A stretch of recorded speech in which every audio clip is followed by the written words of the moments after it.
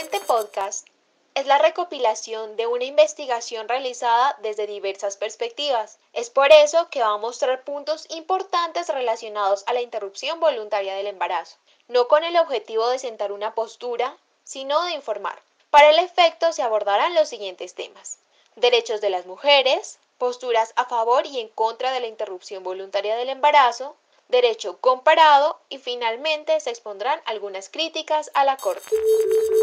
No es posible hablar del proceso de interrupción voluntaria del embarazo como un tema individual y apartado de otros derechos, ya que justamente estos lo engloban y justifican. Es por esta razón que, más que pertinente, es necesario abarcar los derechos sexuales y reproductivos de las mujeres. Así, todas las mujeres, sin ninguna distinción por razones de raza, origen nacional o familiar, lengua, religión, opinión política o filosófica, elección de género y cualquier preferencia, tiene derecho a ejercer el libre control sobre su cuerpo y decisiones sin sufrir ningún tipo de discriminación, coacción ni violencia. Estos derechos se basan en el reconocimiento del derecho básico de todas las mujeres a decidir libre y responsablemente si desea o no tener hijos, el número de hijos, el espaciamiento de los embarazos y nacimientos, lo cual incluye poder interrumpir un embarazo no deseado, el derecho a acceder a una información completa e integral a lo largo de su vida y a recibir servicios de calidad sobre salud sexual y reproductiva,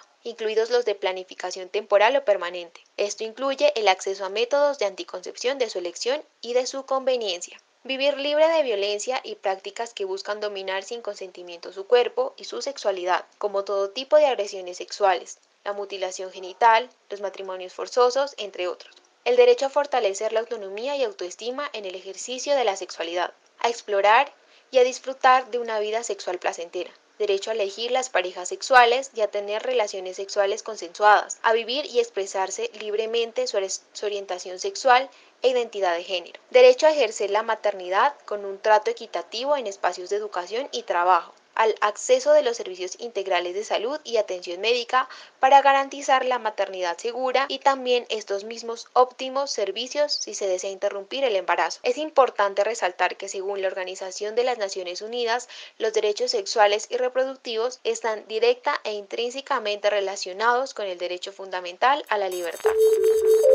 En garantía de los derechos de las mujeres y su reivindicación en la sociedad, se debe reconocer el derecho a la interrupción voluntaria del embarazo, garantizando los medios para que quien desea abortar pueda acceder a este sin obstáculos, sin estigmatizaciones sociales y mucho menos criminalización por parte del Estado. La protección al bien jurídico de la vida, incluso desde la concepción, es una finalidad constitucional imperiosa pero no absoluta, y dado que en estos casos la vida en gestión entra en colisión con derechos fundamentales de la madre, como lo son la salud, libertad reproductiva, autonomía, dignidad humana y la propia vida e integridad de las mujeres, tanto de quienes están inmersas en las causales ya establecidas por la Corte Constitucional, pero que los obstáculos estructurales para acceder a la interrupción voluntaria del embarazo las hicieron una regulación insuficiente, como de quienes se sometían a procesos clandestinos e inseguros. Se torna entonces desproporcionada dicha medida de protección, más aún cuando deben existir otros medios menos agresivos y más efectivos, como la adopción de políticas públicas para la protección de esta vida en gestión y verdaderas soluciones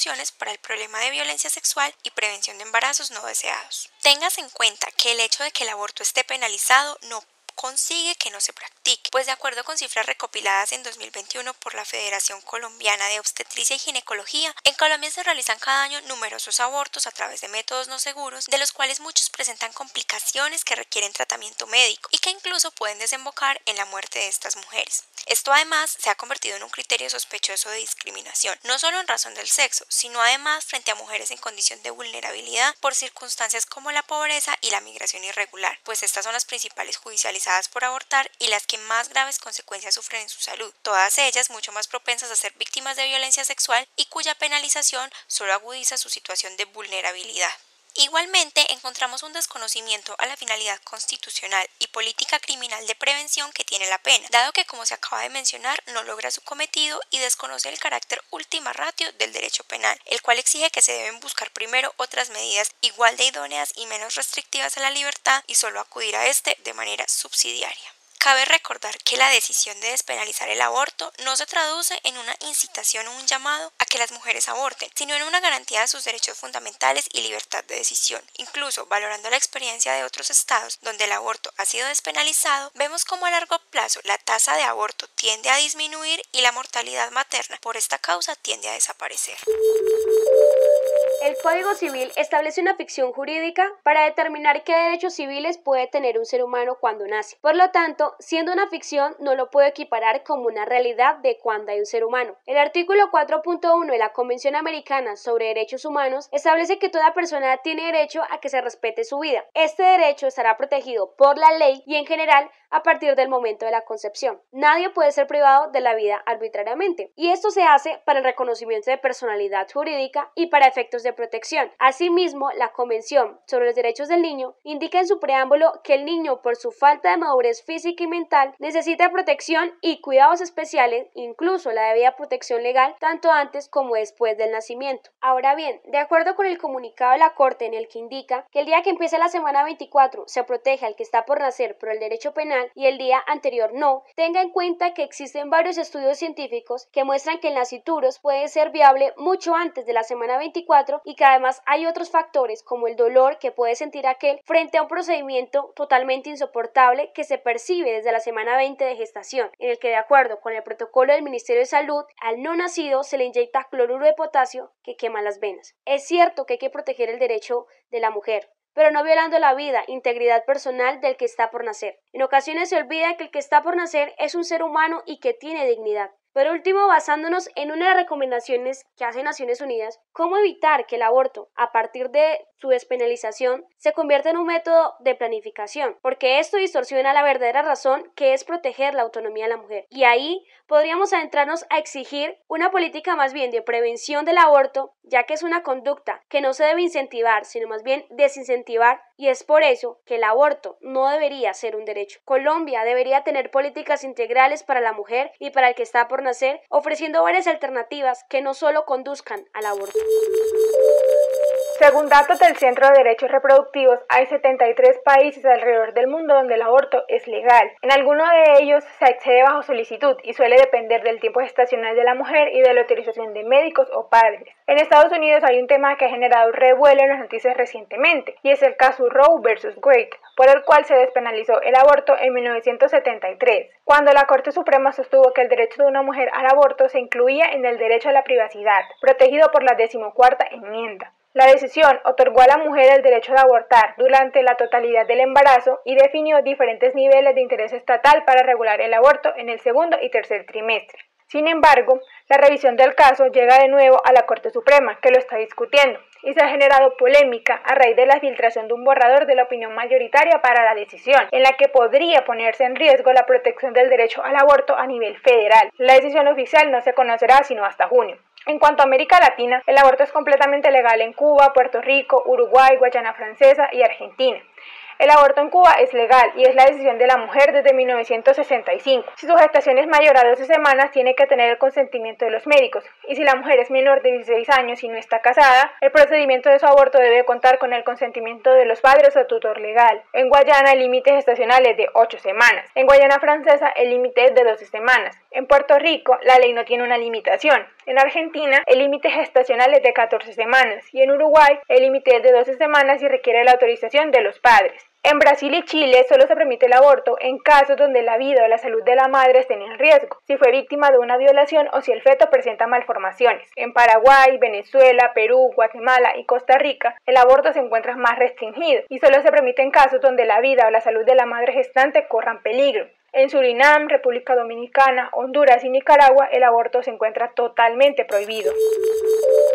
Pasando a la postura actual de la Corte Constitucional colombiana, el día 21 de febrero de 2022 se tomó por parte de dicho órgano una decisión hito, mediante la cual se declaró la exequibilidad condicionada de la tipificación del delito de aborto consentido. Ello en el sentido que la conducta de abortar allí prevista solo será punible cuando se realice después de la 24ª semana de gestación y en todo caso caso, este límite temporal no será aplicable a los 3 presupuestos que contenía la sentencia C-355 de 2006, pero además exhortó al Congreso y al Gobierno para formular e implementar una política pública integral en la materia y las acciones administrativas y legislativas necesarias. Para adoptar dicha decisión, la Corte Constitucional analizó los siguientes cargos. 1. La presunta vulneración del derecho a la salud y los derechos reproductivos de las mujeres, niñas y personas gestantes. 2. El presunto desconocimiento de la libertad de conciencia contemplado en el artículo 18 de la Constitución. 3. El presunto desconocimiento de la finalidad constitucional de prevención general de la pena y la característica constitucional adscrita al derecho penal como mecanismo de última ratio. Y 4. La presunta vulneración del derecho a la igualdad de las mujeres en situación de vulnerabilidad y en situación migratoria irregular. Ello relacionado con los artículos 13 y 93 de la Constitución, 1 de la Convención Americana de Derechos Humanos y 9 de la Convención de Belén do Pará. Al respecto es de expresar que han habido amplias posturas críticas y disímiles frente a la decisión adoptada por la Corte Constitucional. Las magistradas Paola Andrea Meneses, Gloria Estela Ortiz y Cristina Pardo, al igual que el magistrado Jorge Enrique Ibáñez, salvaron su voto en la decisión. La magistrada Diana Fajardo, el magistrado Alberto Rojas y el conjuez Julio Andrés Osa Santamaría aclararon su voto, al tiempo que el magistrado José Fernando Reyes se reservó la posibilidad de aclarar su voto. El magistrado Jorge Enrique Ibáñez se apartó de la decisión adoptada mayoritariamente por la Sala Plena de la Corte Constitucional durante este proceso. Es de expresar que amplias fueron las posturas críticas a esa decisión y como se observa, uno de esos aspectos se ha relacionado con la legitimidad de la Corte Constitucional para haber tomado tal determinación como órgano contramayoritario. Ello, sumado al hecho según el cual, dentro de la misma Corte Constitucional, se trató de una decisión polémica hasta el punto de requerirse la intervención de conjueces, dado el empate presentado al interior de la corporación. De ahí que sigan los cuestionamientos sobre si en efecto es dable que sea la Corte Constitucional el órgano que tome las decisiones más importantes en un Estado social y democrático. Lo anterior deja una importante conclusión y es que pese a la importancia y trascendencia de dicha decisión para las mujeres y sus derechos, resulta imperante la implementación de prácticas deliberativas de manera previa a la adopción de decisiones que permitan a través del debate llegar a determinados acuerdos. Todo en tanto tales espacios puede decirse que fueron ampliamente ausentes dentro del proceso de tan importante decisión.